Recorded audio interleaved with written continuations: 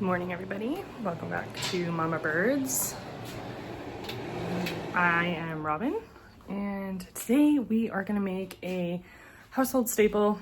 We're going to do some pancake dry mix.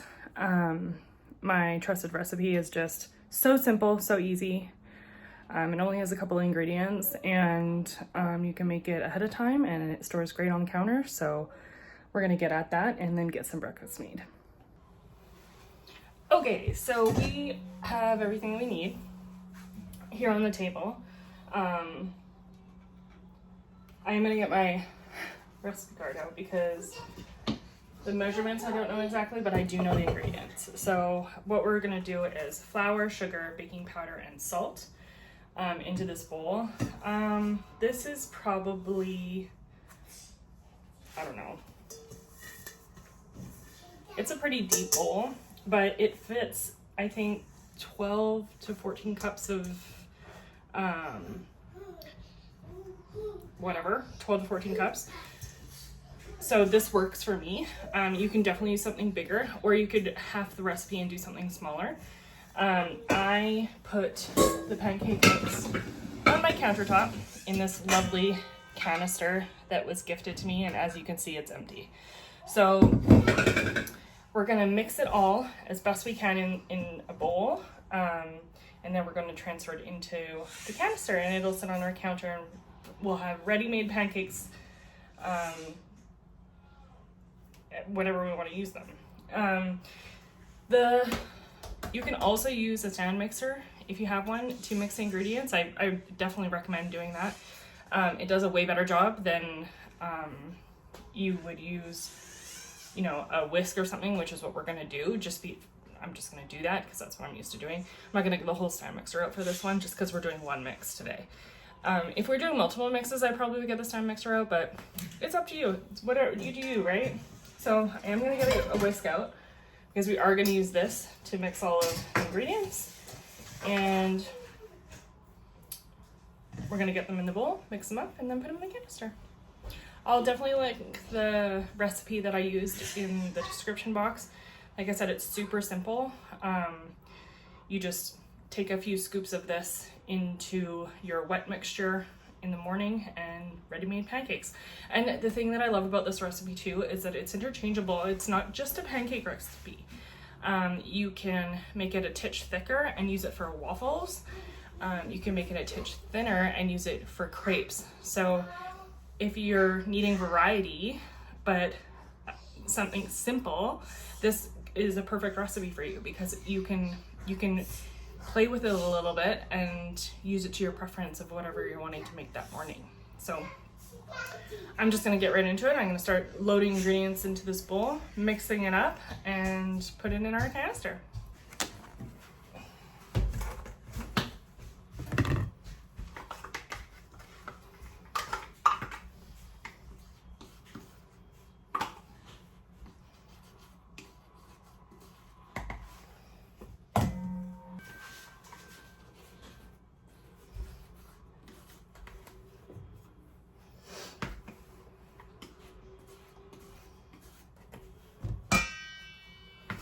So I don't know if you noticed, but Mr. Chopstick is right here. This is another application that I use a chopstick in. So it's when I'm measuring dry ingredients. It's so simple. I just like you would use a butter knife, except it's a wooden chopstick. So it's super convenient. I stick it right into my bucket and it lives there with my scoop. And there's no fuss, no muss. I don't have to wash it every time because it's just dry ingredients. When I refill my bucket, I will switch it out. I've got a whole pack and I wash them or what have you as I go through them. But it's just so convenient to be able to measure flour without having to dirty a utensil every time or get your fingers dirty or have any sort of fuss or muss. So perfect. I love it so much. So I'll also use this for my dry ingredients as well. So when I'm measuring out my baking powder and my salt and all of the other things, I'm pretty sure that's 9 cups. I'll use the chopstick to level out all my ingredients. Okay, so there is sugar in this, and you can control this. You don't have to use as much, or you can use more. It's really up to you. These pancakes aren't sweet, so it's not, this is kind of like the middle of the road sort of situation. So if you want a sweeter cake, then add more. If you want no sugar, don't put it in.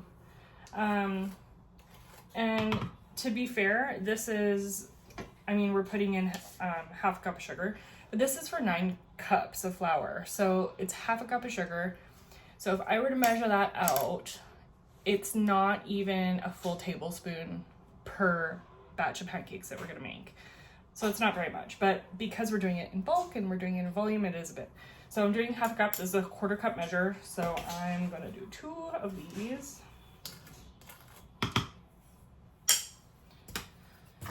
And then I'm also gonna do a 1/4 cup of, I'm doing a 1/4 cup of baking powder, and instead of using a 1/4 cup measure, I prefer using a tablespoon.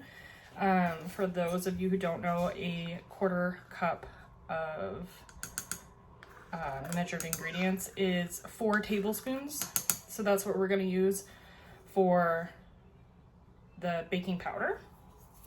I just keep my baking powder in a mason jar like this. Just have it labeled, and it's in a little jar like this. I did find a recipe where you can actually make your own baking powder. So I'm thinking about doing that because I can get cornstarch. So it might be something that I transition into. But the other varieties of baking powder, I just can't afford them, honestly. They're very expensive and it's not practical for me. So right now I do it again. That was 2, 3, I think. I'm pretty sure that was 3.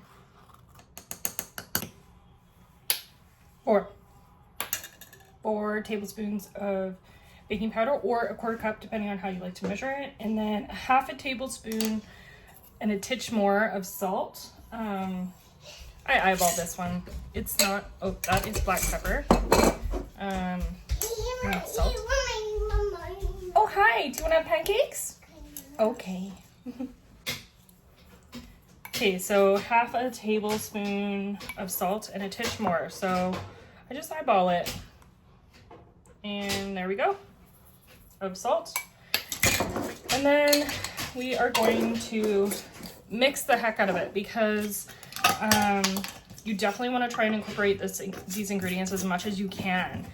To be honest, you want it to almost be like one cohesive mixture, and you will absolutely know when it's done or when you've gotten to that point, because the actual texture of each ingredient is so different. So the flour versus the sugar versus the baking powder, they're just very different textures. So when you get to that mixed point, you're gonna know. So I'm just gonna angle you a titch here so you can see. You see how it's kind of like broken? I've just been mixing a little bit, but what we want is more of a finer sort of looking mixture. So see how it's kind of like broken over here, and here it's a little bit more fine. Like if I just go, you can see the difference. I don't know. It's up to you. Mix it as much as you think you need to mix it, and try and keep as much of it in the bowl as you can. This is also why a stand mixer is a good idea, because for the most part you can kind of slow it down and keep it all in the bowl, whereas Mama is hustling. Okay, so we're getting there. We'll just keep going for a few more minutes. I'll have a chat with you as I'm mixing this, and then we'll get it in the canister. So for those of you who tuned into the last video, you know that I planned a 2-year-old birthday party on the weekend. Oh, let me tell you, it is so special when it actually comes together and everything works out as you envisioned it, and it's wonderful. But when it doesn't, it's so stressful, and if you've got a mama friend who is hosting a birthday party, give her a hand. It's not easy. It is not easy because there's so much pressure. There's so much expected of you as a parent, and you doubt yourself. You doubt yourself and your ability to celebrate your child, and it's hard. It's so hard. So my tip for today right now, in this moment where I'm running on fumes from experiencing the weekend, is help a mom out. And what I mean by that is, you know, if you have the energy to say, what can I do to help you? Try and rephrase that. Because for me, it feels like a very open-ended question. You know, like it feels like just another thing that I have to answer. It's another thing that I have to decide. It's another decision I have to make. It's another, you know, can I sacrifice this, what I'm doing right now, and hand it off to somebody else so that they can take care of it for me? There's just so many things that are running through your head. So my suggestion is to, if you have the energy to help a mama, do it. 100% do it. Instead of saying, what can I do to help? Or do you need help? Yes is the answer to the question, but I am not aware of what it is that you're prepared to help with. So this is where the decision is being made. So at the end of it, I'm like, no, I don't need your help because I don't want to have to choose what you're going to do. So what I'm trying to say is, if you're prepared to offer help to a mom who needs it, ask a concrete question. Can I cut that watermelon for you? Can I blow up balloons? Can I run your dishwasher? You know, is there laundry that I can fold for you? You know, like these types of questions. Questions that are concrete. They are saying they're direct. It's a yes or no answer. And that's what we're able to do at this point in our lives. Like, we're busy, we're overwhelmed, we're overstimulated, we're touched out, there's so much going on. And in those moments, I don't have time to answer questions when I don't know what your limitations are. So ask your mamas exactly what they need. It will be so relieving for them. It will be so relieving for them, and it will be such a wonderful gift to be able to provide assistance.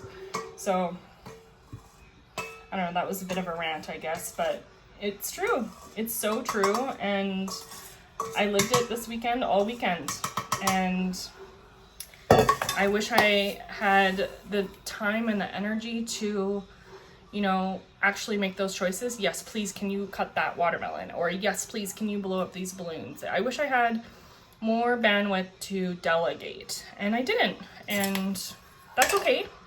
I made it. We did it. It was great. It took me a couple days to recover and, you know, clean everything up and get everything taken care of after the fact.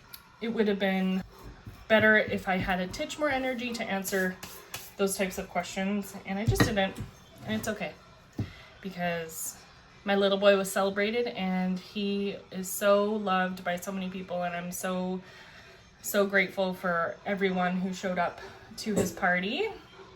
So with all that said, I just transferred all of the ingredients into my canister, so the bowl is now empty. I put it all in here. I could probably do two, like a double batch of this, but it's 9 cups of flour, so we're talking like a lot. It's a lot. The actual recipe calls for 1.5 cups of the mix, so we're talking like at least a week of breakfasts if you make them every single day. So this is going to last us for a little while. I don't always use the full recipe. Sometimes it's just 2 I'm cooking for, sometimes it's 3, sometimes it's more. But like I said, like the ingredients that you're putting into it, you can adjust it as you want. So if you want to use buttermilk, or if you want to use regular milk, or if you want to use cream, or add more sugar, or make it thinner, add more milk or water. It's so interchangeable. So I really hope you try this one out. The other thing you can do with this is you can add in different ingredients to this recipe, like blueberries. Add blueberries. It's a super hit in my house. You can do them frozen. Frozen fruit, no problem, works really great in this. We've done apple slices or diced apples and added some cinnamon or pumpkin spice and add some pumpkin chunks. We've done all kinds of things, nuts and raisins and you name it, chocolate. We've done protein, add extra protein if that's what you're into right now. That's really great as well. There's so many things that you can add to this, and yeah, I hope you guys give it a try. Let me know if you liked it, and hopefully we'll catch you in the next one. Thanks for watching.